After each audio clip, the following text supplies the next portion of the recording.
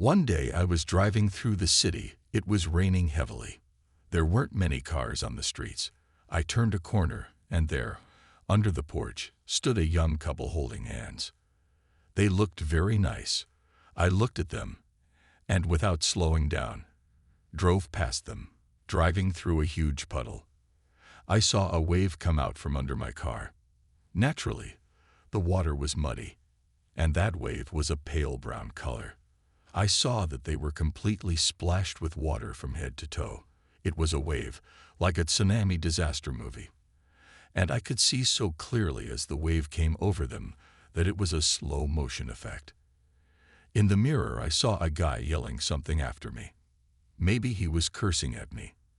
And the girl was wearing a white blouse, and it was clearly visible that not only was she wet, but she was no longer white.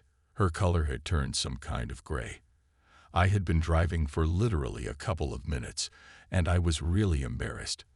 I turned the first corner and decided to go around the building, go back to them, apologize, and offer them a ride. I drove and thought about what words I would say to them. I thought about those words for so long that I turned the corner. No sooner had I slowed down again than a second wave came over them. I can see that wave again, like in slow motion, and how it again covers the couple from head to toe. The second time, they realized it was the same guy who had just sprayed them, came back, and did it again. I could clearly see the rage on their faces. They yelled something after me again.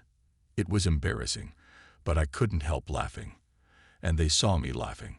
Sometimes you get that awkward feeling, like someone fell in front of you, and you feel sorry for them, and you want to help them, but you can't keep from laughing.